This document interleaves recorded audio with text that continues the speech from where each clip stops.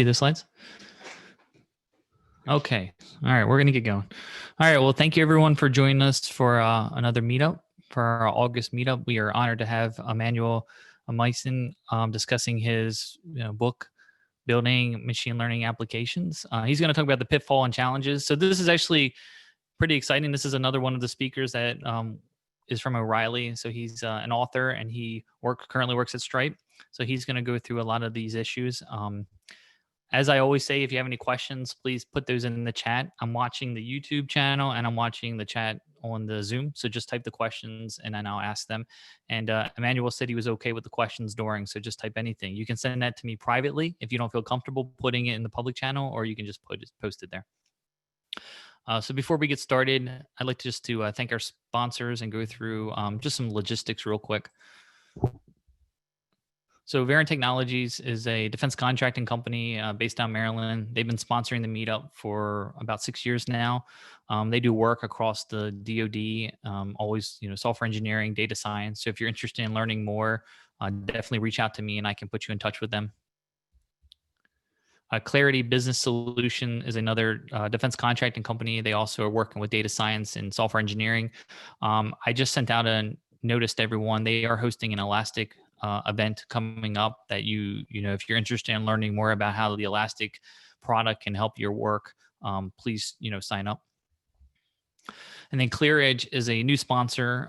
They're also working in the IC. They do a lot with big data, cloud analytics, data science. They've done some interesting things. So if you're interested in learning more about them, please reach out. Let me admit these guys. Oh.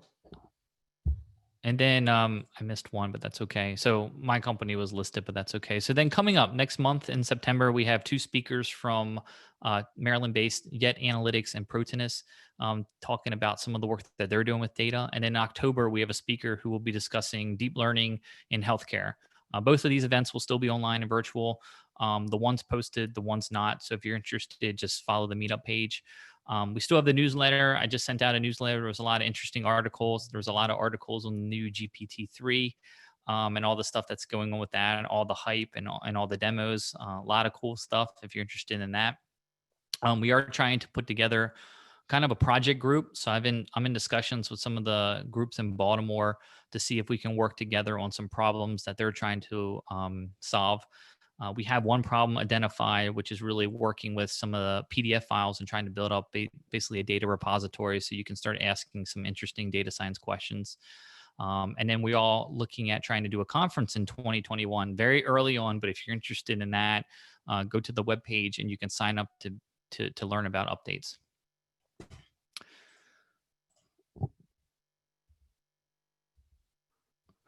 So with that, I'm going to hand it over to Emmanuel. As I mentioned, he's the author of Building Machine Learning Powered Applications. He works at Stripe.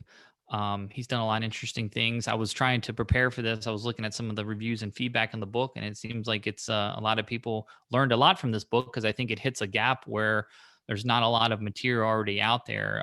Everyone talks about, one of the best articles I found was talking about a lot of people starting Jupyter notebooks and are building these models, and then it's like, well, how do you go from this to that? And in the it was almost like a meme, and they had a picture of an owl, and it was kind of basically like the drawing that a child would draw, and then they drew like a really well drawn owl, and it's like that's the difference between going from the initial idea to production. So I think this is going to be a good talk, and it's definitely something that I think we can all learn from. So with that, Emmanuel, please take over the screen, and then go ahead. Sounds good. Thanks for the intro, Jason.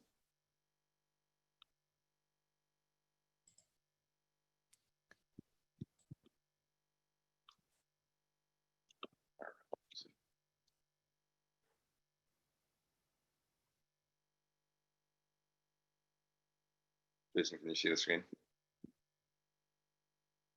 Cool.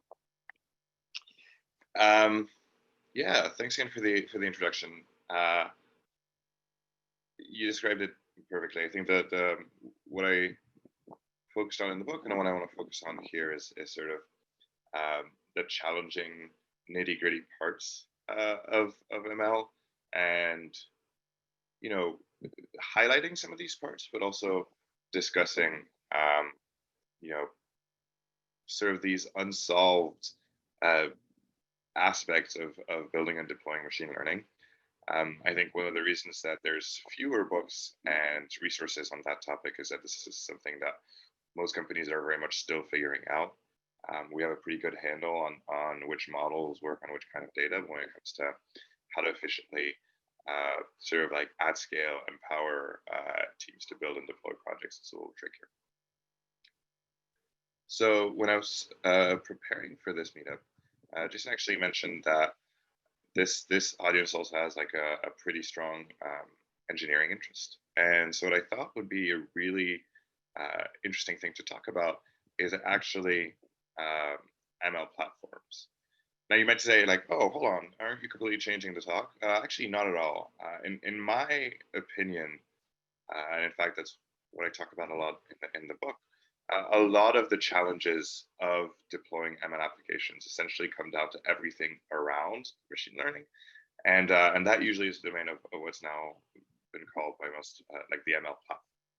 And so what I want to do here is first discuss, okay, like what are we talking about when we're talking about ML applications and ML platform, and then talk about a few aspects of such platforms and how they intend to help the practitioner and how they could be improved, the kind of pitfalls that a lot of them fall into, and I think forward-facing discussions. Importantly, as Jason mentioned, really happy to have this be interactive. If I was doing this in person, I love to usually get a show of hands at various points of the presentation to get a feel for everybody's background, for what everybody understands. So if there's some stuff that you'd like to dig deeper in or is unclear, just send a question in Slack or in the chat, and we can just take it immediately. All right. So let's see. One definition of ML platforms is that basically they're the system that moves your model from something that you have in your Jupyter notebook that you're developing to something that's deployed. More generally, they're all of the tooling that makes this an organic process. I really like this definition because I think the word organic here is actually pretty interesting and pretty important in the sense that there are ways to take ML models to production, even if you have no tooling at all. And those ways are usually incredibly painful and will lead you down a path of pain pretty quickly. So I'm going to talk about some of the tools that make this slightly easier. So why am I talking about this? I've been on multiple data science and ML teams that have used these tools, that have helped improve some of these tools. And also when I was, my previous role, I worked at Insight Data Science, where we worked with a lot of Y Combinator companies on a sort of a consulting fashion on their machine learning projects.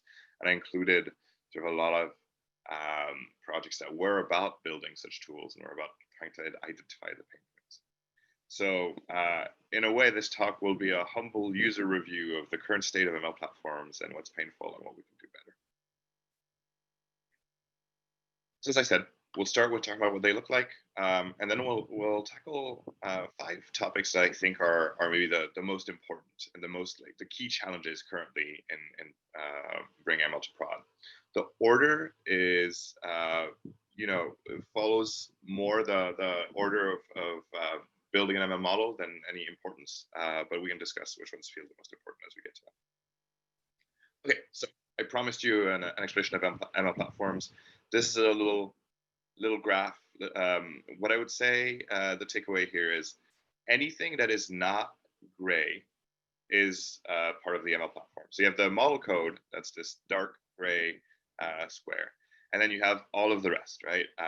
Which is necessary to have some machine learning in prod.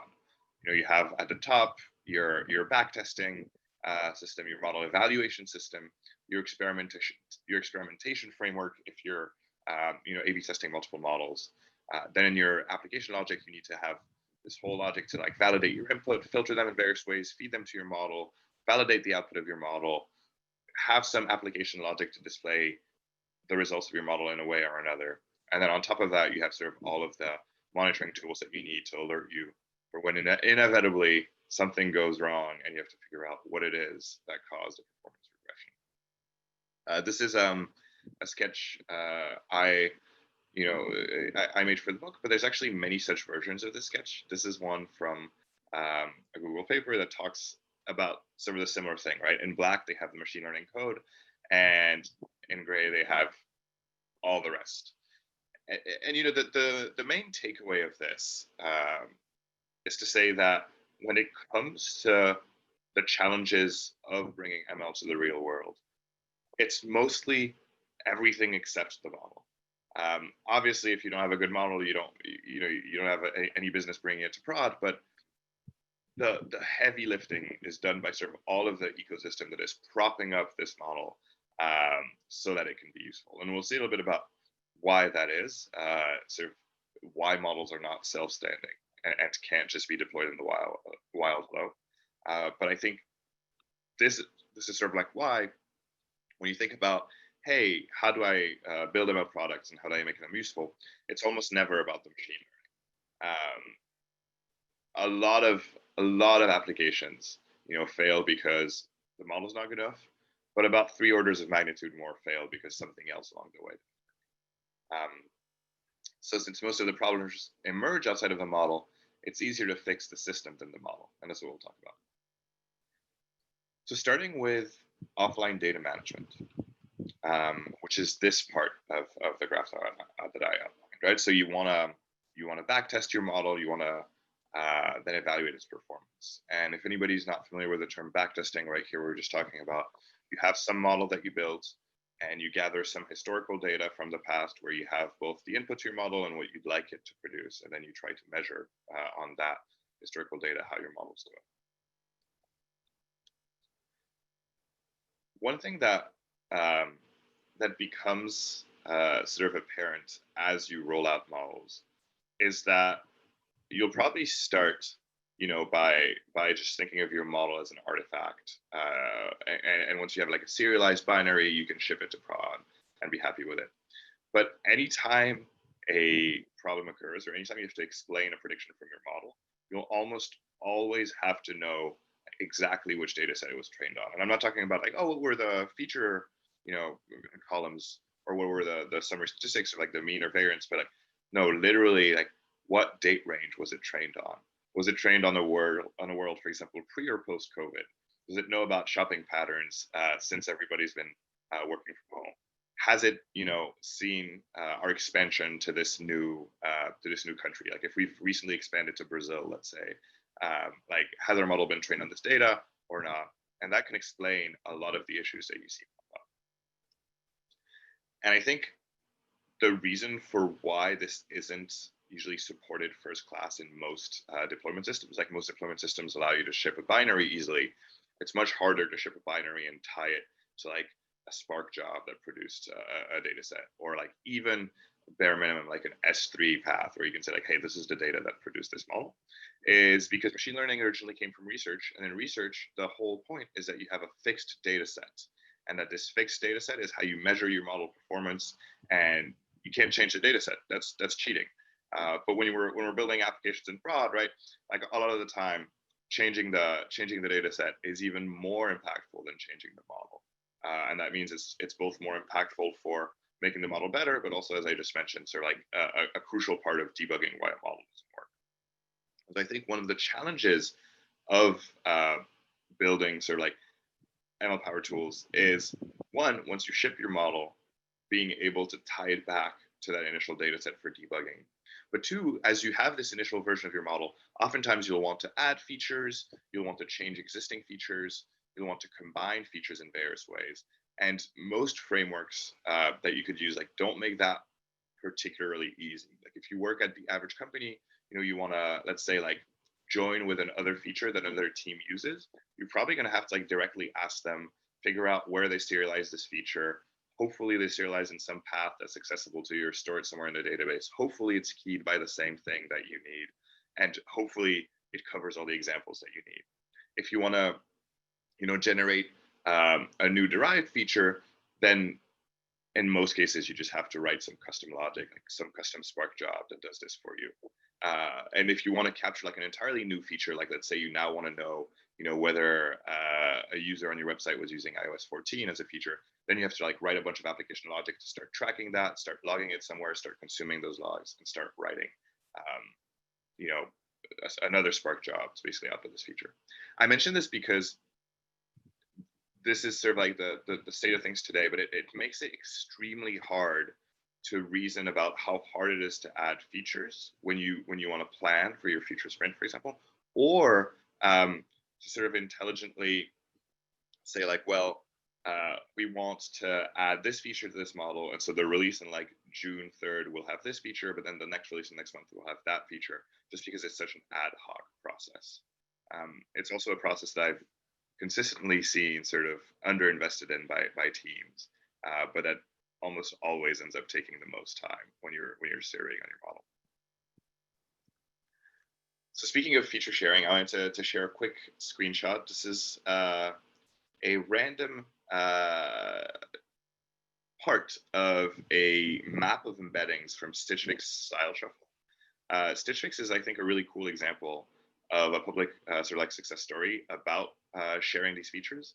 They have a team that generates really good embeddings for all of the apparel that they sell, because they have this like Tinder for Clothes app that they have where people can swipe, and based on these swipes, basically they embed every item so that they get like a really good representation of it. And then they use that representation in all of their downstream algorithms that decide like which clothing to sell to whom. And so I thought that was sort of like a really neat example of enabling easy feature sharing and getting instant business benefit from it.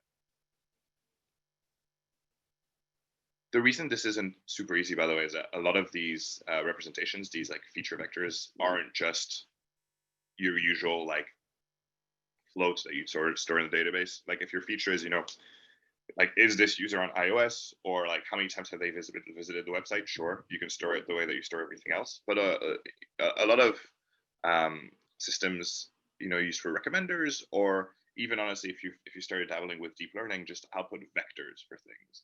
And then you want to be able to store a list of vectors, which you can do in sort of like any SQL database, but you want to store it in a way that's also easy to retrieve, and retrieve in a way that makes sense in the machine learning sense. Meaning, the very common thing you'd want to do, for example, that we built a ton of times at Insight, is searching.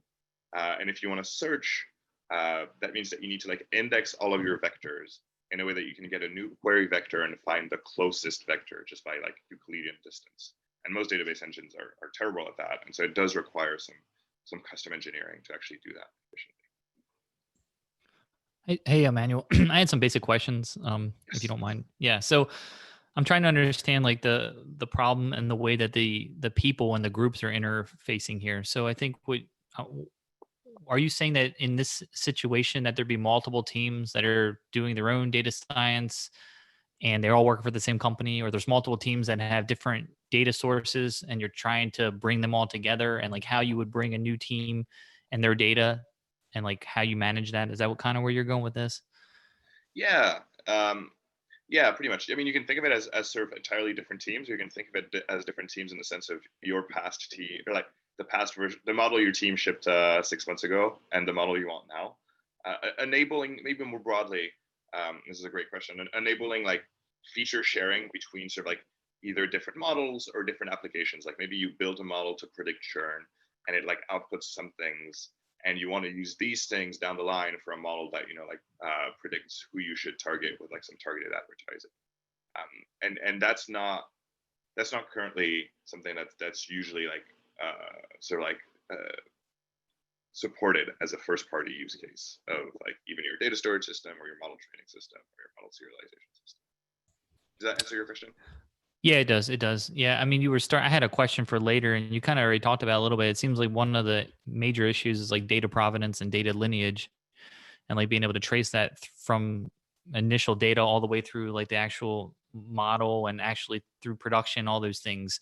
Are you going to talk about a little more about that, like some of the techniques and tools that help with data lineage and stuff? Yeah.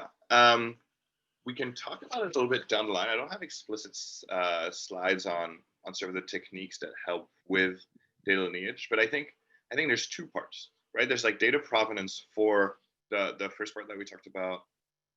I can't go back to these slides somehow, but anyways, from the first part that we talked about, where you want to essentially understand why a current model is doing something, and so that's something where you do some like, you could honestly, like, what I've seen work really well is even using Airflow for this, right? Where like you can tie the specific serialized model to a set of training jobs that ran, and then say like, well, here's like all of the jobs, all of the log of each job, and like going all the way back, this was actually from like, you know, like this day of data, or like transactions data, for example.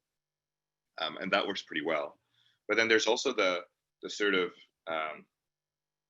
second aspect, which is like not just treating data as this sort of like immutable thing you add to the model, but as this first order object that you will consistently iterate on, right? And so like a lot of, maybe what I'm getting to is like a lot of ML systems kind of take this primitive that like, yeah, you have this data set, and this data set like is something that never changes. Maybe it changes just because you get new items of this data set every day, but it's like the data set, you train the model, you ship the model, and you have different versions of the model where you like trying fancier models and all that stuff. But really in practice, like almost all of your work is like crossing this data with this other data, you know, adding this new feature, like multiplying these features in this various way. And that makes a lot, at least most of the like lineage tools I've played with just break, because then like you go down the path, but the path you're going down is like the current version of these jobs. But really what generated this data is like the past version of these jobs. Like, for example, you don't usually track the Git hash and like these runs. And so like it gets very tricky. And I haven't seen good solutions for that specifically. Okay, no, that's good. Yeah, I was trying to. I mean, because some of the work that we're doing, you know, we've worked with analytics, and I agree. Like, it's hard to track that execution of that analytic, and like, or the execution of that model, and like who produced the data, and it's just like it's a lot of data just about the data, right? And so that becomes a problem. But go ahead. I just had that question. Thanks. Yeah, this is great. Yeah, so wrapping up this part, you know, essentially, I mean, this is exactly what we're talking about with your question right there, right? Which is some of like the three takeaways I'd say from this is that data lineage, aka tying data sets to models, is required for reproducibility.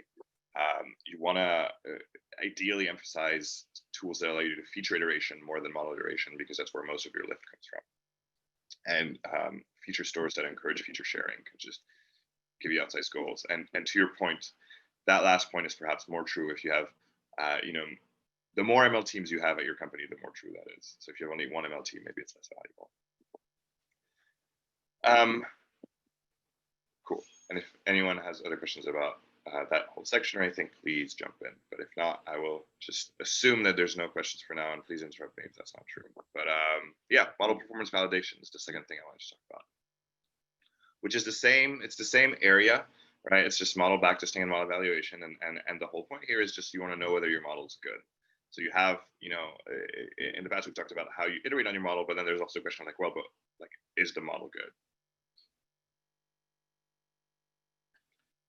So, you know, I don't know what proportion of the audience has like shipped models in the past.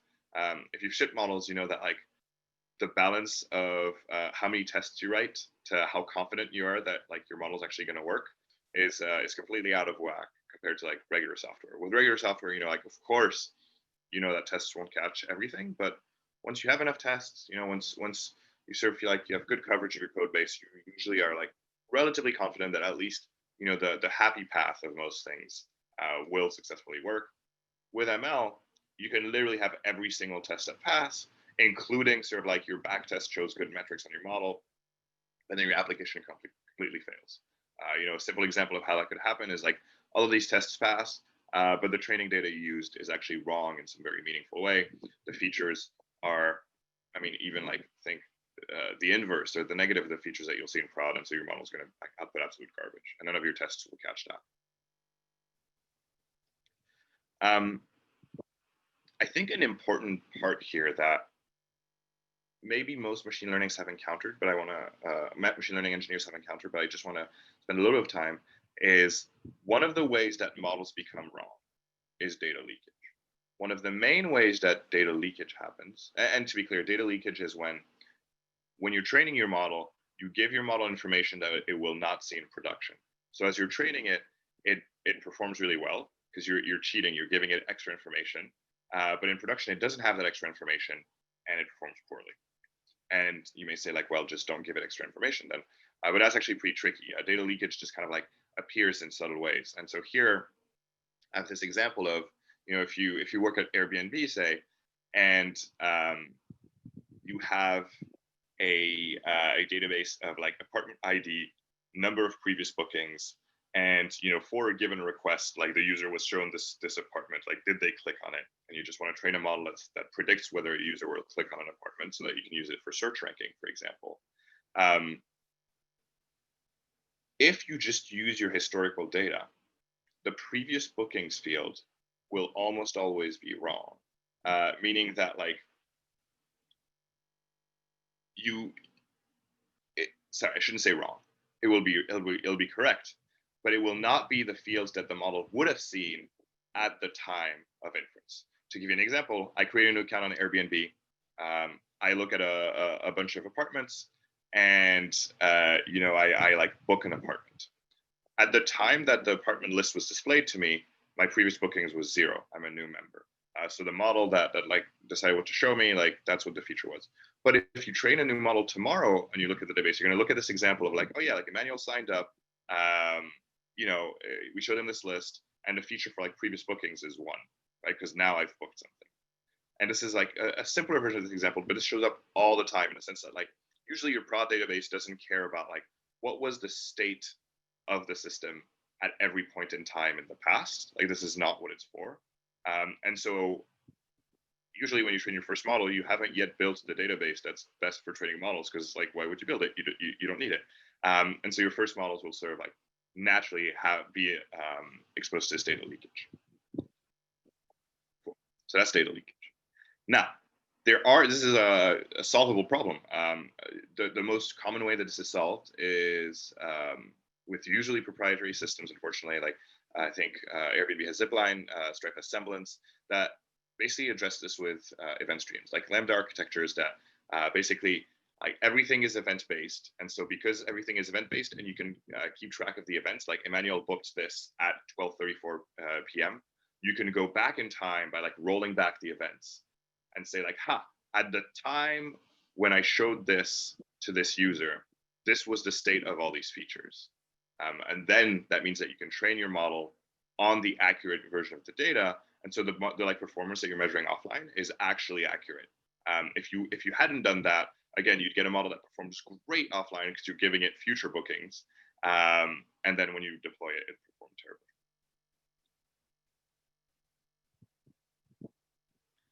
That slide was a lot. So again, feel free to interrupt me if you have questions.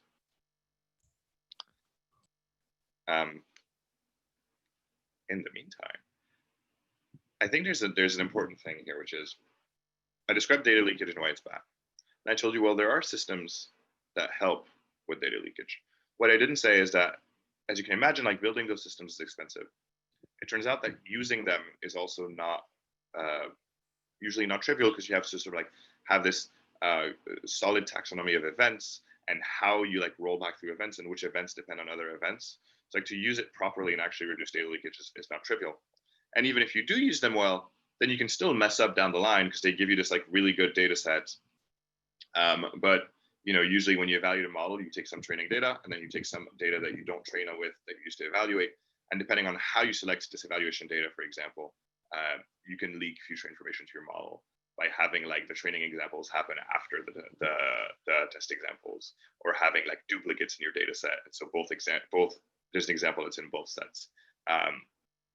There's like a lot of just small errors that can happen that lead you to overestimating performance. And the reason I bring this up is no matter how complex a system that you build that sort of like rollbacks all the events for you and gives you like accurate training data, users are going to users, and so humans will still find ways to mess up. And it's almost always the case at every single team I've been on that offline model performance does not match with online model performance. You can get that gap as small as possible, but I have yet to see a team where they say like, yes, we train models offline. This is the score we get. We ship them in production. We get exactly the same distribution of scores. This almost never happens. And so actually what I found to be the most useful, and what I think is something that is crucial to sort of like build into your ML workflow early, is to move organically, to use the word from our earlier definition, from what we just talked about, which is one here, like offline testing, to production. And the way that I've seen that be done, like relatively simply, is to invest a lot in having a good shadow mode. So if you're not familiar with what shadow mode is you have a model, the model that like say, you know, like serves the results, or like, what's a good example? Let's say, since I work at Stripe, I'll use like a Stripe example. You have a model that decides whether a transaction is fraudulent or not, and it says like, we're going to block it because we think this is somebody who stole a card. So you have that in production, and then you have this new model. You backtested the model, it looks good, and you want to roll it out. Shadow mode says, okay, take the new model, and anytime you would call the prod model, call the new model with the same features, log the feature values, log what the model would have said, block or not block, and then just throw away that result. Just only use the prod model. So essentially, it's as close to sort of like production testing as possible, where you just have this model, you feed it exactly what it would see in production, you record what it would have done, and then after you do that for a little bit, you actually have like a very good measure of performance. Shadow mode is incredibly good at telling you like how your model would have done in prod. And even though in theory you would say like, well, shouldn't that give you the same thing as your offline results if you had sort of like done a perfect walk back through time to have no data leakage? Yes, but in practice, I've never seen it give the same results. Shadow mode is always more accurate. It's always closer to what you actually see in production because you're giving it exact production conditions. So any sort of like latency errors or any sort of like feature propagation things that happen in production will happen to your shadow model, and you'll be able to judge it better. And then finally, 3, of course, you know, deploy in production. That's the riskiest option. But I think the teams that I've found the least stressful deploys are the ones that allow you to easily like roll out something shadow mode and then like gradually roll out something to production. Maybe like you start at 1%, then you ramp up slowly, and eventually like you roll out. All that to say that that's sort of like the right way to do model evaluation and rollout. Rather than focusing exclusively on getting one to be as accurate as possible, because you will never close that gap entirely. So I had a question about this. So I mean, my background's mostly software engineering, and the whole concept of continuous integration, continuous deployments, multiple environments, and kind of propagating it through the environments. In this case, are you generally finding that people are just like, you just always leave shadow mode and you just are constantly adding new models, or like in this one, I'm trying to understand the third one where it's like you kind of got rid of the shadow mode and you just moved it to production. But is it more common that people are always using shadow mode and you're just always tweaking the models and always tweaking things and you're just always pushing it to shadow mode so that it has that, and you're constantly testing against new data and kind of do this continuous deployment of the new model and the new model? Does that make sense? Yeah. That's a super good call out. The 3 maybe should have that. Yeah, I think the thing I've seen the most common is you always have at least one model in shadow mode. It's sometimes you can have more. As you have more models, you have to address sort of like latency constraints. Like, of course, like you would do it in parallel, but like anyways, you'll have, let's say, like one model in shadow, and then when you say like, oh, this model's good, like let's deploy to prod, you could either have the next, to your point, like the next model that you're thinking of deploying. What I've seen more commonly actually is you put your prod model in shadow, and that way you've like sort of like bought yourself a little bit extra safety, because now you've deployed this scary model that you don't know how it's going to do, but you still have prod in shadow that you can compare to the one that you just rolled out. So I've seen that being done pretty commonly. One of the reasons I think also why, I mean, I guess this is true for software engineering as well.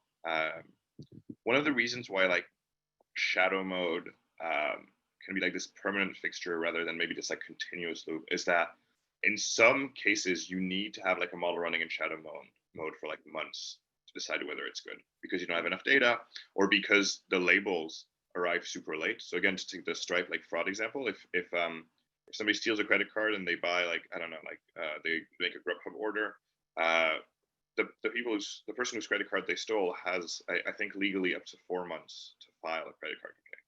So in order to know whether your shadow mode model was like right to say like, hey, this is fraudulent, you have to wait 4 months. And so, this is like an extreme case. It's not always that, but I think a lot of the time when you're doing these sort of like rollouts in like just general software engineering, you can like roll it out, see if like things spike up, but you don't need to have this like long window of like, has this been safe for a month? Okay, now I feel comfortable rolling it out. It's usually a faster time horizon. Yeah, that makes sense. I had another question about this. So, is a lot of this stuff still done manually, like when you're setting up the shadow mode and when you're promoting the stuff from shadow mode into the production, things like that? Like, are there custom tools? Is it mostly manual still, or are people leveraging like what's being done in the software engineering world, like using infrastructure as code and using like scripts and automation? Are you just leveraging those things, or are there custom tools to help manage this? Is I guess what I'm asking. Yeah, I'd say the most automated part is probably the jump from 1 to 2. So usually I'd say like still in most places I've seen, like it's pretty manual to like iterate on your models, right? Like there are sort of like auto ML tools, but it's still a lot of like people spend a lot of time iterating on their features in their models. But then once you're happy with the training setup, what I've seen done often is you'll sort of like check in whatever set of feature transformations you want and whatever your model is, and then you can have some automation that says like, okay, well now we're just going to like kick off this training job automatically, so we don't have to like worry about it. And furthermore, we're going to like promote this model to shadow automatically for you, and like now it's a shadow. And that I think though is the extent of it, because putting a model from shadow to prod, in most cases, again, like the things you're looking at, unfortunately, and maybe this is because the field is still early, are not as clear as like the metrics that you would look at, like, well, is latency up? No. Do we get any like 500s or something? No. All right, let's like ship it. When you're looking at these models where it's like you're trading off like precision and recall and like click-through rate, and you're like trying to, you usually have an ML engineer that looks at it, is like, no, like, is the shadow model better than the production model? I don't think that's impossible to automate. I just feel like the field is a little earlier in its development. And so I haven't seen a good way to automate that part yet because it's very qualitative. Okay. All right. Thanks. Well, I love that your questions always happen right before the takeaway slide. They're well timed. But anyways, yeah, like reduce the impact of data leakage instead of eliminating it is maybe the takeaway here. And another way to say it is like, again, online offline differences will happen. They always do. What you want to do is make those differences less impactful by being able to organically move towards like more accurate testing conditions. Cool. Deployment. So deployment's actually interesting because I feel like that's something that has gotten a lot of attention from ML platforms. Long gone are the days where people thought that ML deployment was like, well, you just take the scikit-learn model and then you save it, and then you load it in memory in a Flask app, and then that's it. You've done machine learning. Good job. Most people and most teams understand it as like often gets much more complicated than this. To start with a few things like, which date was the model trained on? What version of the data? Do we filter out user from these regions? Which again goes back to both model versioning and data lineage, which is something that like your training system and your deployment system should have a common sort of like language for, right? You can use JSON files for this. You can use whatever you want. Many companies have just their own tools. But that's something that's very, very ripe for automation. And honestly, like usually I feel like is the first thing that gets automated away for good reason, because it's super toilsome to deal with as a human. And so having something that just tells you like, hey, this is the model, this is all the info about this model, to Jason's point, like maybe too much info about the model, but like here are all the things, and now we can like trace that model that's like serving requests back to how it was trained. This kind of goes infinitely deep. And again, to your point, like which commit was the model trained on is something that I haven't seen done as often, and can be super painful, because if you have like two repositories, including like you have like a repository that handles, let's say, like some of your like prod logic, and then like another repository that does like some of your ML stuff, like a lot of teams do. then like you're going to need like the commits of both, I guess. You need like the version of the application that generated the data and the version of like the model. And you can think of like ways in which that would break. And so like, again, this feels like one of the things where it's like very much 80-20. Like you can get 80% reproducibility pretty easily, but if you want like know like what was exactly the state of the world, then like you're in trouble. The second bullet here though is much more manageable and much more useful, which is like a lot of the model deployment tools that I've seen that are super helpful is like the ones that are allocate different models based on experiment allocation. So maybe running an A/B test, saying like we're trying this different model, but also if you recall, when I talked about rolling out a model from shadow to prod, I talked about like rolling it out gradually. So having a system that like does this for you, where like you tell it like, hey, I want this to roll. It's like 5% of users, you know, in North America, and it does that nicely. Is something that is worth investing in because you don't want to like have to write the hacky version every time you serve a model. One thing that I don't see invested in, but is a big challenge of shipping models, and I think is something that could be automated much better, is almost every model, if you're not doing something that's a absolute task, meaning like, is this a cat or a dog? Most of the models that you train will go stale. If you train a model to predict, you know, like how much you should bid on an ad, if you train a model to catch fraud or catch account takeovers, if you train a model to predict churn, almost everything of that sort that you actually practically train. You're going to train your model on data, say from the last 3 months, and then that model will be good for a while, but eventually new things will happen in the world, which means that your model performance will decrease. And furthermore, if you just retrain the same model, like same exact type of features, same model, but like 3 months later, you'd see like a step function jump. And in fact, that's what most teams do, right? Regularly, they like just retrain and reship their models, if only for the reason that like you have new users, you have new countries that you've launched, you have like new things about your business that have changed, and so like you just want to train the model on that data so it can be successful at running inference on that data. This is kind of like a weird thing not to be automated though, because as you can see just by this graph, like, you know, you have a model that you ship and then like the line goes down, and then you could do a few retraining randomly just to see like how far does the line go down and how long does it take for like a model to like improve significant lift, and then just have that be almost completely automated. Again, you could have a human review the final deploy to say like, yes, we're okay with shipping this model. But it's something that I feel like is usually automated pretty late. I mean, some teams definitely have it now, but is like a huge source of lift. And maybe to motivate that point a little more, I'll say that in my experience, you know, a lot of teams have like a charter goal of like, our model currently has 70% accuracy. Let's get it to like whatever, 75%, just improving that metric. And they'll spend a lot of time on the model. Usually that doesn't do that much. Then they'll spend some time on the features. That does a lot more. That gives you like a pretty good lift usually. But just retraining it, like if your model's been out for more than a couple of months, most of the time, just retraining it and shipping it will give you like a major boost in metrics. And so just like making sure that like you consistently do that every 2 months is such an easy win compared to like having to figure out what feature to add. That it kind of boggles the mind that this is not something that most teams prioritize. So I would recommend just doing that early because it's free money you're leaving on the table. So actually, that was like really interesting, and I was just wondering, have you ever seen from the consumer or the user side where that's been obvious, or like, or have you ever seen where you've noticed that like something that you're using has increased in accuracy, and you have to think behind the scenes they must attain something? Do you know what I mean? Like, have you ever seen such a jump like that? Because I would think that if you're a user of some system that this model's feeding, that Mm-hmm. you would start to see like, okay, this is getting worse, and all of a sudden it would jump back up. You know what I mean? Like maybe the recommendations suck, and then all of a sudden they're a lot more accurate or things like that. I was just curious if you have seen that, because it just made me think of my experience with things. Yeah. So I'll say two things. I'll say I think you're more likely to see that when there's like a major model release, like they completely change the architecture of like the system, the feature, like an entire, and I say model release not in a sense of like a new algorithm, but just like some big sort of like change that rolls out a bunch of changes, and then like you'll see a meaningful jump in performance. And I feel like, I don't know, yeah, I've seen it with like Gmail's autocomplete, like used to be like decent, and then at some point just become very good, and you can very like, at least I was convinced that they rolled out a new model. But an interesting thing to think about when you look at like the performance going down and up is actually that like this isn't saying like for you specifically your model is getting worse and then we're gonna like push out this layer and models gonna get say better.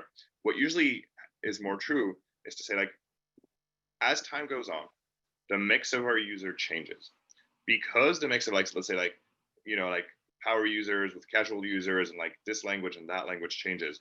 The model which was trained on this distribution is less and less adequate. So like it performs well on these, but then there's like this chunk of users which used to be 5% is now 20%, and the model's slightly worse at these for their use case, but now they're like a bigger portion. So when you retrain, like maybe they'll see some improvement, but you won't notice it at all because you're like not in that category, and that's much more commonly what happens. Okay, yeah, that makes sense. I gotcha. Cool. As always, you're on time right before the takeaway slides. But yeah, data model and application versioning is sort of like a thing that's I think seen as relatively first party for deployment systems. Automatic redeployment, just low hanging fruit that I would recommend investing in early because it's not that hard to do, and it just has huge value. So we actually got a question. Yeah. And I think you kind of talked about this a little bit, but maybe you can answer a little more concise or like maybe add a little more points. And he basically said that is there a way to keep like a history of the models and be able to go back and answer specific questions to test the system was running properly at that point in time? So it goes back to our discussion about lineage of the data, lineage of the models. Is that what you're kind of seeing, I guess? Are people doing that where they're freezing that model and its predictions or its conclusions at that point and then being able to go back and troubleshoot that? Yes and no. I think it depends to which extent you want that. So the easy way to do it that doesn't give you all of what you want is you log the predictions of the model and you log what model it was. So like model 123 predicted like 30% chance that Jason was going to buy this thing 2 years ago, and we have that forever. We log it, we put it in cold storage if it gets expensive, but we have it. If you want to like keep the actual model making its predictions, it's also possible. You can just like keep the binary and then like remember, like write down in like some config file, like have somewhere serialized like, well, what features do we feed it? This often starts becoming problematic as you start iterating on your features, in the sense that like then you end up maintaining the features from 2 years ago just so that you can run the model from 2 years ago to debug it. And that can be very expensive, right? Like if you iterate on your features often, you don't want to have this sort of like burden of like, oh, well, I have to like roll back our code base to this thing, which uses this like version of this library that's not supported anymore to like generate the features for like that model. So I've seen like teams often like do that for the last few models, like still have the binaries and still be able to like actually run inference and like pass an ad hoc case and be like, oh, this is what the model would have predicted. And then for everything else, they're like more rely on like a serialized, like here are all the features. Here was the name of the model that like run inference, and here's what it like predicted. Cool. Thanks. But this is definitely this would be nice for it to be easier. It's tricky for it to get to work well, but I think like that's always a trade-off I've seen of like, well, we would like to know what every model would have done historically, but it's expensive to like compute it. So I don't know, if you have a genius idea to make that easier, I think you get a lot of buyers. Well, that's actually, I was wondering. I was like, I keep on thinking, like, is this the gap? Is this a gap in the ecosystem, right? That like, there's people working on this problem, and they're gonna figure out, the solution to do all this data lineage and model tracking and all the complexity of that, right? Is that being built somewhere, and that's the next thing that's going to be released? Yeah, I'm not sure. I think one of the reasons that it feels tricky currently is that, again, like a lot of the barriers that you bump into are the ones that like, no, literally like our application definition for this object changed, and all of the Spark jobs that produce our data changed. Oh, and we moved from like Airflow to Luigi or something like for our DAG processing. Like this, it feels like such a company specific thing that it feels like maybe more like the consulting model than the, like if there was a SaaS tool that did that, that would be amazing. But it feels tricky to abstract away the set of transformations that got you to a given feature set for a model, for example. Yeah. No, I agree. Cool. These are good questions. Keep them coming. I think we have 2 sections left. We're doing okay on time. A little bit. Can speed up a little bit. Monitoring and alerting. So monitoring and alerting is one of my favorite topics because for for machine learning, which is sometimes more of a black art than a science, like things go wrong.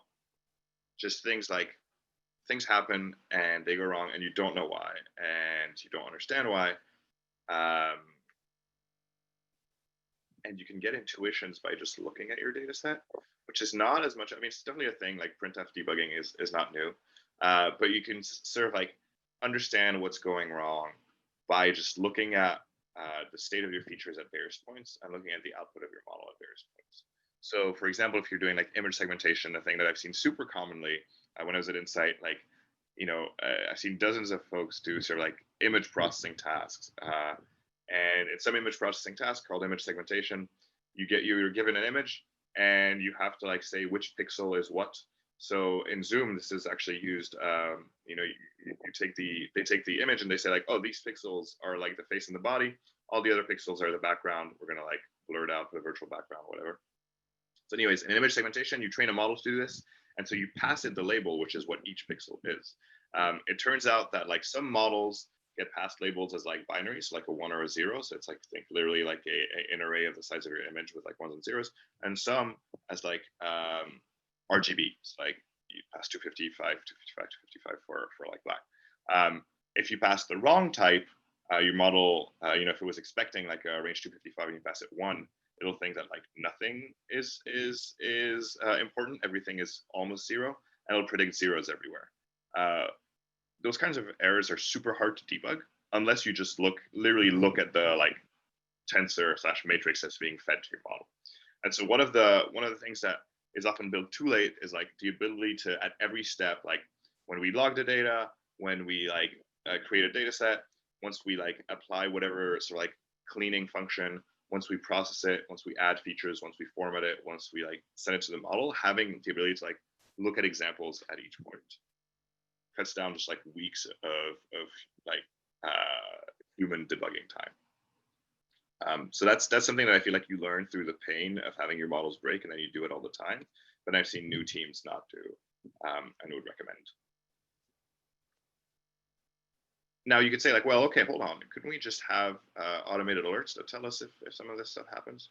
Well, I'd say two things. First of all, what I've usually seen happen in practice is that these alerts get built as a consequence of the observability that we just talked about. Like you observe your data, you're like, oh, this is weird and wrong. I'm gonna build an alert. So like I'm gonna fix it. I'm gonna build an alert so that if it happens again, I get alerted. But two, like I haven't seen a team yet do alerts well for machine learning, in a sense that like what you often say is like, oh, I've solved alerts for machine learning. Like we've trained on this data set. The median age of the customer was 37. So like if in production, the mean and median of our data are like more than 10% away, we alert. And you do that for every feature. And then you like are alerted of any issue proactively. What ends up happening is that as you increase the number of features that you have, you increase the number of false positives that you have naturally, right? Like this is how statistical inference works. And so as you have more of these alerts, you just have more false positives. And as you have more false positives of like you have like, oh, today like the mean was 37.8, like but that probably doesn't matter. You stop paying attention to your alerts, and that means that it's essentially just like having no alerts. And so what I've seen work well for ML is making it extremely easy to tune these thresholds and to like say like, hey, this alert sucks. Like don't send me this alert again. So like every day when you get an alert, you can just like dismiss it, and like I'm talking about sort of like under a minute. Anything longer than that, and you'll just get swarmed with alerts and just give up on alerting altogether, in my experience. Maybe this is more of a hot take than the absolute truth, but actually, like I have not seen the team make it work if they didn't have sort of that in place. All right, we've managed to go through a section without the question before the takeaways, and it's maybe because there's no takeaway slide here. So you're still good on your questions pre-takeaways metrics. This is the last section. This is one that I've seen. This is one of the ones that I feel like maybe makes more of the difference between experienced and less experienced teams, in the sense that I've seen sort of like experienced teams think about this very consistently, and yet it's not something that's been publicized as well. So I feel like it's not in the zeitgeist.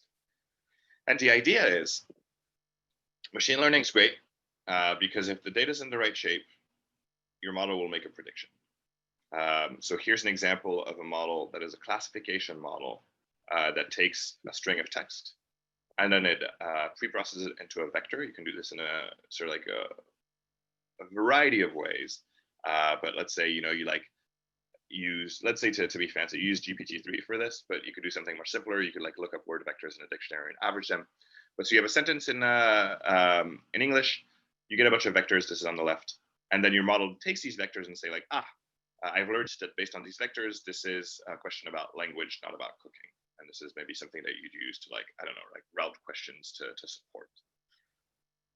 Now, the tricky part is if you pass it like entirely random characters and generate a vector, it'll still like give you an answer. It'll still like, your model is just a set of computations. So whatever vector you pass it, it'll output a prediction. And that means that if there's some bug in your pipeline, again, that let's say like takes the actual vector and multiplies it by 100 for some reason, then your model is going to output predictions that are completely wrong.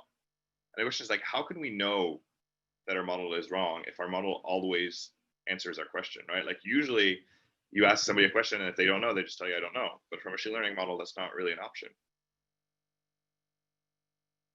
So there's machine learning approaches. But first I want to take the simplest approach is I would recommend having a check to see if your model has the right inputs before you run your model.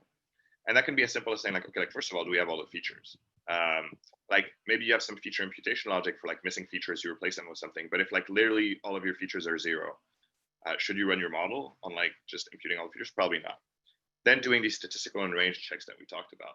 You can have those be super permissive, but saying like, hey, if something is 3 standard deviations outside of the mean, like, is our model going to be able to work on that? Like by definition, things that are outliers are things that your model will perform worse on. And then you can do model confidence checks. So your model usually, like if it's a classifier, will sort of output a probability distribution over classes. And so if instead of saying like 99% chance this is this, 1% chance this is that, but it says like, hey, there's like 50% chance, you can say like, okay, well, if the model is not more than like outputs less than 70%, maybe we like reconsider showing the results to a user. And that can help you just reduce potential model errors a lot. You can do something slightly subtler though, which is actually used by Google Smart Reply, for example, which is Google Smart Reply is not the thing that like puts like an autocomplete in your email and you press tab to like have it actually autocomplete. It's the thing that when you receive an email, sometimes it'll propose 3 simple answers. That's called Google Smart Reply. And they use like a relatively expensive model to do that. But what they do before that is they use a filtering model. And filtering models are, to me, like extremely valuable and fascinating. The idea behind them is you have this main model that's doing your task. Your main model is going to like perform well on some cases and poorly on some others. You could write a bunch of heuristics to say like, hey, it's going to perform well on those, let's pass them through, poorly on others, let's block them. Or you could say, why don't we take a data set of examples that the model performs well on and poorly on, which by the way you have because that's your training data or your evaluation data. And then let's train a model, a very simple model that says, will our actual model make a correct prediction?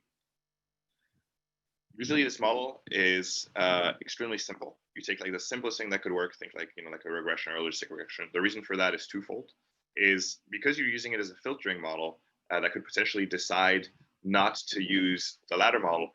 You want that model to be cheap because then it saves you in compute costs. So like in Google Smart Replies example, it's like they have this very expensive model that can generate the responses, but they only run it if the logistic regression that it cost them nothing passes. It's like if you're at scale, you can save a bunch of money by just saying like, hey, we used a super cheap model first to decide whether we run the expensive model.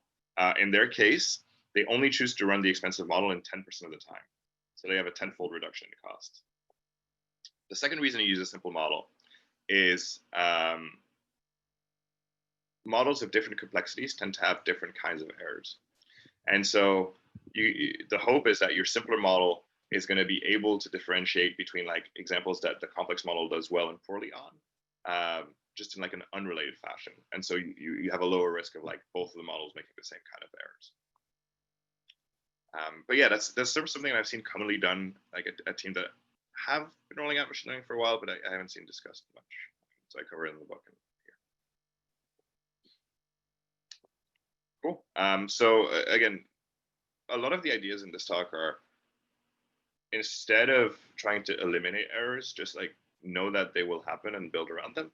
This is not new to software engineers, but I think for ML, it takes an entirely larger meaning in the sense that like models make terrible errors. And by definition, there are these like stochastic processes where like checking for correctness is, both offline and online is not something that we know how to do. And so we have to be extra careful, even more than we usually are. Cool. So here are some selective highlights, which, as we talked about, ML platforms, ecosystems to help manage inevitable failures. When you think about offline data management, I'd encourage you to think about creating and combining data sets as a first class sort of application, even more than just trying new model. When you're thinking of validating model performance, yes, try to get accurate offline model performance, but it will always be inaccurate to a certain extent. So enabling things like shadow mode and gradual rollouts will allow you to have much less pain in rolling out models. For model deployment, versioning is useful. Redeployment as a service is, if you have a team that ships models currently, I just encourage you to pick up that project and get an easy win for them. Monitoring and alerting, observability first, and then tunable alerts is really the key way, the key takeaway, making sure that you don't get spammed with alerts to the point that you just give up on listening to them.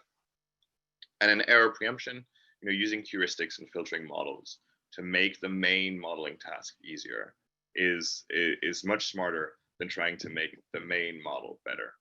Usually it's much harder to reduce the error of the main model by 5% than to add this entirely new filtering model that will just proactively kill all hard cases before they get to your model. And that's it for me, except for any questions, of course. But if you thought this was interesting, if you want more lessons that are sort of more on the practical side of machine learning and things that can go wrong when you actually try to ship things to users, as Jason mentioned, I have a book out. The first chapter is actually free, so you can just go to mlpower.com/book and read the first chapter and see if you like it. And if you like it, get the book. If you want to reach out to me, my Twitter handle is below. Thanks. I had a couple questions. If anyone has any questions, please type them in the chat. But I'm going to ask a couple, by the way. So often in our meetups, people are curious as to career, right? How did they get started, and what resources? And I guess as I'm listening to this, to me, what I'm hearing is that this is more than just a data science role, right? This is a data engineering role or some other role. So I just wanted to hear your feel about team. Is this generally something where there's a group of people and you have specific skill sets and specific roles? And if so, what's the interaction? What is the path to get to that role? Things like that. Does that make sense? Yeah. There's definitely teams of folks with multiple roles. I think some of the tasks I mentioned, right, could very well be tackled by an infra team. You could see them tackled on the ML team itself by ML engineers, but it could also be something that a horizontal infra team supports.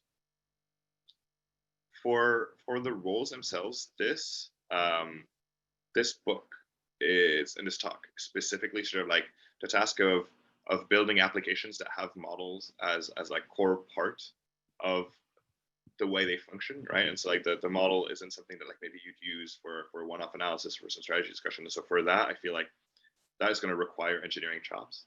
And so,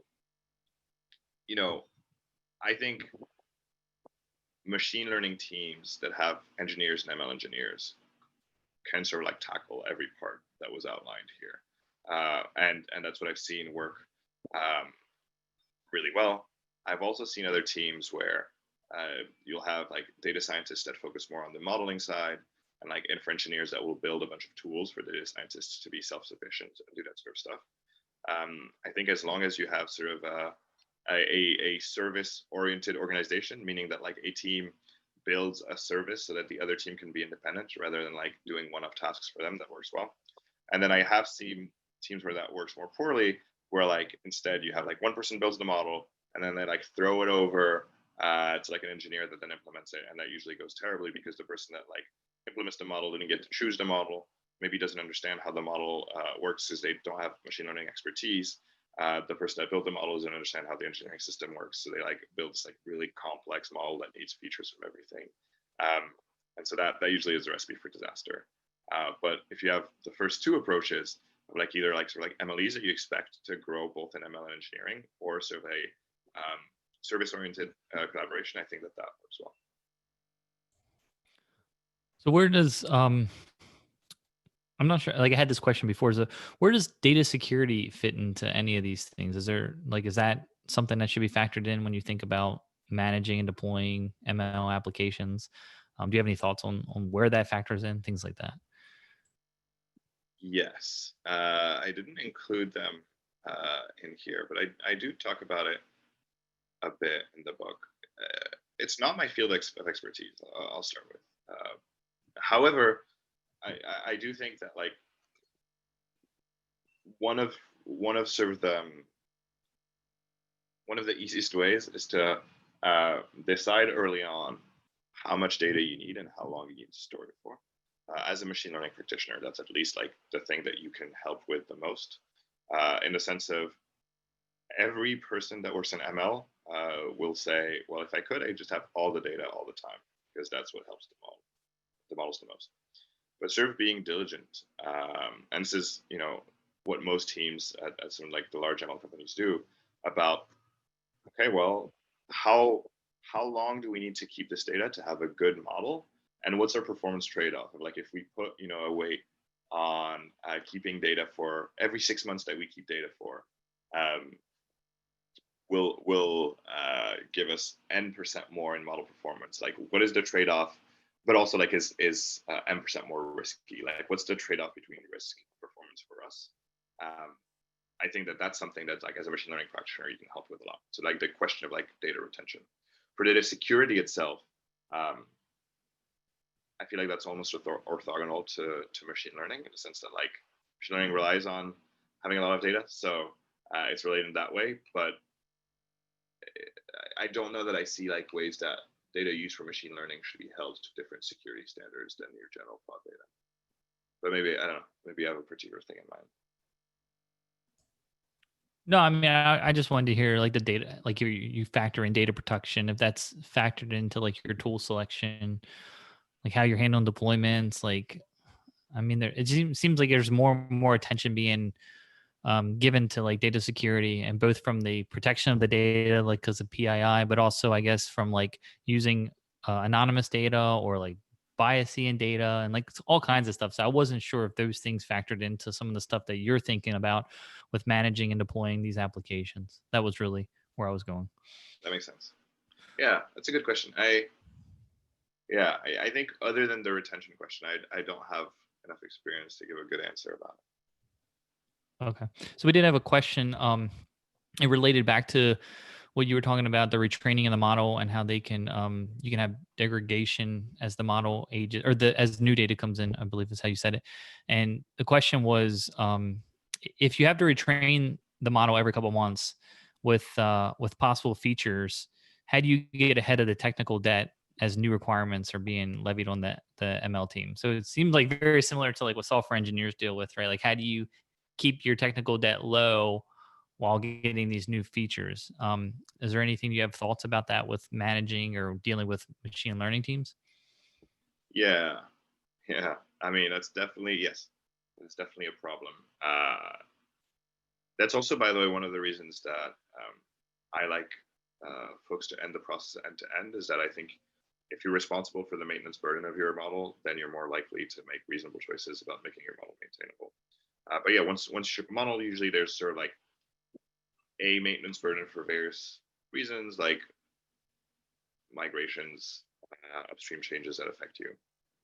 As far as retraining, however, that's why I think this is something where you want to automate it. Like if somebody has, so like get the training set, train the model, evaluate the model, put the model to shadow, all that stuff like every month for every model you own, then you basically have like a full team of people dedicated to just doing that sort of like work. But again, this is something where at least the part where you say like, hey, how often should we retrain? Just looking at like sort of like the like degradation performance. Um, you can do that once and like sort of say like, okay, we'll retrain every month, and then all of the rest is just like, okay, well, get like the current feature set, like the current model pipeline that we've checked in, like train a model, throw it in Shadow. That needs no human intervention. And then what you have is like every month somebody like looks at the Shadow model and says like, okay, looks good, let's roll it out. And it's still, don't get me wrong, this is still work, right? Because if it doesn't look good, then you're the person that's like looking at it and be like, oh, why is it bad? All that stuff. But you can sort of significantly lower it. And if you're doing like, let's say, a day's work every month, um, you'll probably get more lift on your model than if you were to do like a day's work on model iteration or feature generation. So I think usually, even if you do have some part of manual work, the ROI is there. So I asked this, or I tried to ask it, but I'm going to ask it a little differently because I'm still intrigued by this. I keep on feeling that it's like what you're saying is the roles that you're seeing in traditional software deployment or development, right? With like system administrators and DevOps engineers now and DevSecOps and all those things, that it still applies to the world of machine learning applications, but basically the folks just need to have a basic understanding or some more understanding of machine learning and data science and stuff. Is that what we're witnessing here? Or are we witnessing that traditionally where you would have maybe a DevOps engineer that understood some software development, or even if you had, like what I encounter a lot is you'll have software developers that maybe don't want to do software development anymore and they transition into understanding how you handle Docker and Kubernetes and Ansible and Salt and all that. Is that what you're finding in your experience, that you find folks that start as data scientists but then shift over to these other roles and just leverage their data science understanding, but really are doing like the deployments and the managing of the data and the managing of the models and, you know, the integration, the maintenance and the DevOps and those kind of things? Yeah, I think I've seen sort of like data scientists, researchers, and software engineers transition into that role, which let's call it ML engineer for discussion's sake, even though all roles are poorly defined. Notably, to your question, though, I think the burden of knowledge of machine learning has gotten lower over the years. So if that makes sense, like it used to be that you had to really know a lot about stats and gradient descent and machine learning and maybe deep learning to be considered for some of these roles. But as both the tooling has evolved and business practices have matured, and people realize that usually they sort of like first need a simpler model. Most of what you need to do is like achieve what we just described, right? Which is like most of a machine learning system is engineering skills. And then, yeah, I think you can sort of like pick up the machine learning side a little bit more, like you pick up, to your point, like Kubernetes or you learn Docker or that sort of stuff. Yeah, no, that makes a lot of sense. Then after you said that, I definitely can see where you're going, right? You don't really necessarily have to understand, like if you have a Jupyter notebook or a Spark analytic, you actually don't need to understand what the analytic's doing. You just need to understand how to deploy and manage a Spark analytic, or how do you deploy, right? I think that's what you're saying is, Yeah, and you should definitely have someone on that team that has the machine learning expertise to like think through sort of the assumptions that your model is making and shipping. But I would say that like most of the work is not that. So as long as you have at least one person that has that knowledge, you're good. um, that makes sense. So other than your book, I mean, are there other resources that you've found? Because it seemed like there's a lot of discussion. Like when I look at the catalog of O'Reilly books, you know, a lot of them is going to be focused on building machine learning tools with Python using things like Jupyter notebooks. But I don't really see a lot of the discussion like what you're talking about. But also, like if you already had an existing product, like a web-based tool or something, and you want to introduce machine learning, like what are the approaches to try to do that, right? Like where do you start? How do you break the problem down? How do you integrate that into your backend API? What decisions do you need to make when you're selecting databases, things like that? Like, are there good resources to help people understand that? Yeah. Well, um, so to be completely honest, one of the main reasons I chose to write this book is because I couldn't find such resources. Like I was frustrated that I couldn't find any of them. I think that was even more true when I started writing it. But even today, I I don't know that I have like extremely good resources to point to other than sort of the general, like maybe more like designing data intensive applications is a great resource if you want to like understand sort of you know how storing, propagating, and sort of managing various different workflows for database systems works. Like that's like the Bible of that, but it's not applied to machine learning, not really. Similarly, if you want to like get up to speed on machine learning itself, and you're an engineer, there's more and more good resources that don't like get you lost in statistics. So right next to me, I have deep learning for coders with FastAI and PyTorch, which is based on the FastAI course, and is a great resource if you want to just learn more about like what you need to like be that engineer that works in machine learning systems. As far as sort of like you have a web app and you want to integrate machine learning, like that is sort of what I wanted to focus on, because a lot of that work is work that you learn when you do ML, and it is like it's almost a mindset more than a set of tools, if that makes sense. Like what we ended up seeing at my previous role when we were training people to transition into data science from software engineering careers is that the hardest thing was to change from like the iteration mindset that you have in software engineering to the iteration mindset that you have in machine learning, because the kinds of problems and the time horizons of the problems are different. So yeah, essentially for if that's something that you're interested in, I'd recommend this book. If it's more about knowing data systems, designing data intensive applications, then FastAI is excellent for getting up to speed on machine learning. Okay, we had one more question. I'm going to try to see if not to butcher this. I was talking about using machine learning with cybersecurity data, and how I guess it's kind of like a chicken and an egg, because they're always having to retrain their data, and they try to set the interval based on when there's new information that's shared publicly. And the cost to like retrain the data, and the cost to label the data and things like that, is pretty intensive. And it almost makes it that the machine learning models are performing basically the same as the signature based models, because an attacker can just make a tiny change, and then since it takes too long to get the data retrained and get back through, there's not, the detection's not automatic. So I guess the question is there a better way to determine like when to retrain, how frequently to retrain? Is there tips and tactics to know how to do that?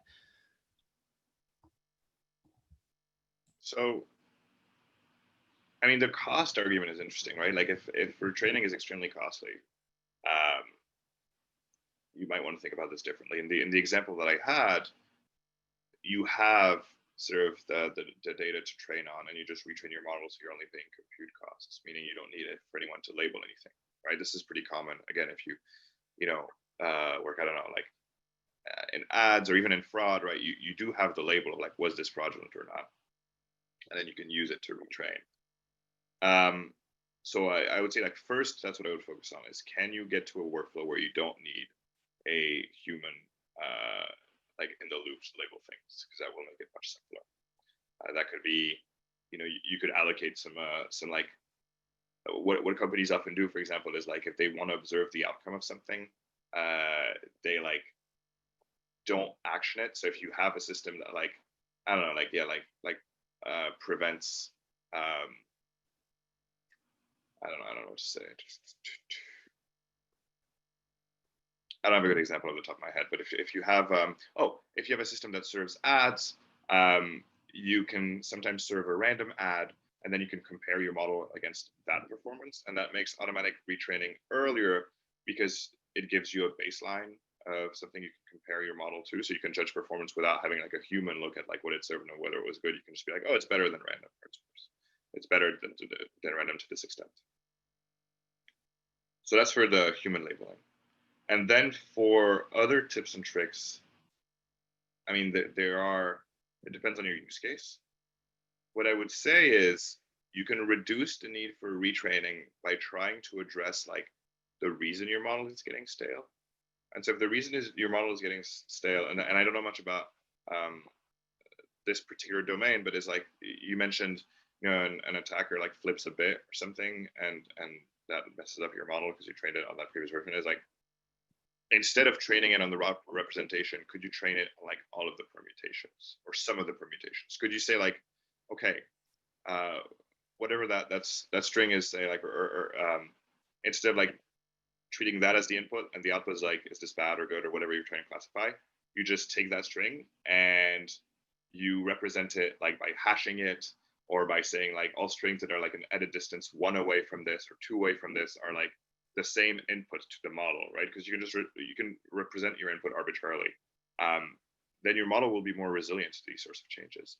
So sometimes it can be really useful to encode these sort of like human priors, like these two things are essentially the same thing, explicitly to your model, rather than hoping to have it learn it. Okay. I think that helps.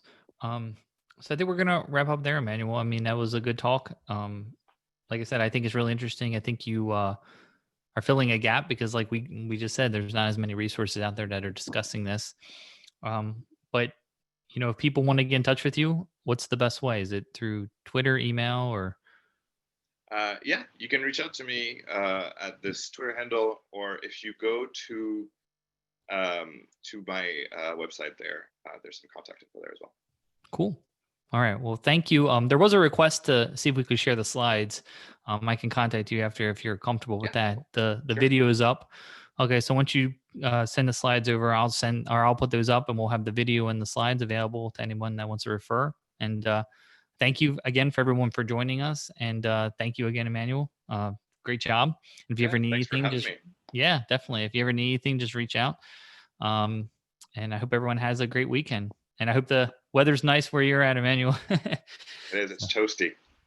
It's not too bad over here. I think it's been cooling off in Maryland a little bit, but it's a little bit overcast, but not too bad. So, all right. Well, have a good weekend, everyone. Thank you.